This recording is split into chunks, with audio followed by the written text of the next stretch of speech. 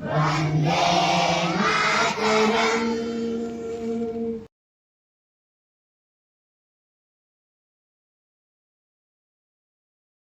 morning to everyone. Myself is Paura. I am studying in 4th standard. Today is 26th January. We are celebrating Republic Day. I wish you all very happy Republic Day. India became Republic on this day.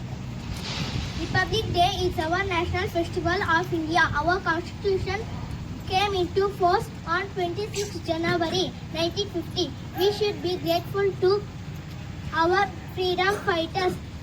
I am proud to be an Indian and I love my country very much. Thank you. Jai Hind, Jai Bharat. ಪ್ರಾಂಶುಪಾಲರಿಗೆ, ಶಿಕ್ಷಕಿಯರಿಗೆ, ಅತಿಥಿಗಳೇ ಮತ್ತು ಆತ್ಮೀಯ ನಮ್ಮ ಗೆಳೆಯರಿಗೆ ಶುಭೋದಯ. ನನ್ನ ಹೆಸರು ಧನುಶ್ರೀ. ಇಂದು ಜನವರಿ 26, 2025. ಇವತ್ತು 76ನೇ ಗಣರಾಜ್ಯೋತ್ಸವವಾಗಿದೆ. Doctor B R. Ambedkar ಅವರನ್ನು ಸಂವಿಧಾನ ಶಿಲ್ಪಿ ಎಂದು ಕರೆಯಲಾಗುತ್ತದೆ. ಭಾರತದ ಸಂವಿಧಾನವು ಭಾರತದ ಸರ್ವೋಚ್ಚ ಕಾನೂನಾಗಿದೆ. ಅಂಬೇಡ್ಕರ್ ನೇತೃತ್ವದ ಸಮಿತಿಯು ಭಾರತೀಯ ಸಂವಿಧಾನ ಕರಡವನ್ನು ಸಲ್ಲಿಸಿತು. ಇದನ್ನು ನವೆಂಬರ್ 26, 1949ರಂದು ಅಂಗೀಕರಿಸಲಾಯಿತು ಮತ್ತು ಅಧಿಕೃತವಾಗಿ ಜನವರಿ 26, 1950ರಂದು ಜಾರಿಗೆ ಬಂದಿತು. ಜನವರಿ 26,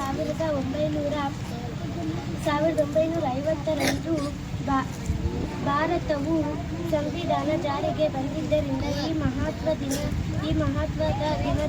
ದಿನದ ನೆನಪಿಗಾಗಿ ಗಣರಾಜ್ಯೋತ್ಸವದ ದಿನವನ್ನು ಆಚರಿಸುತ್ತೇವೆ.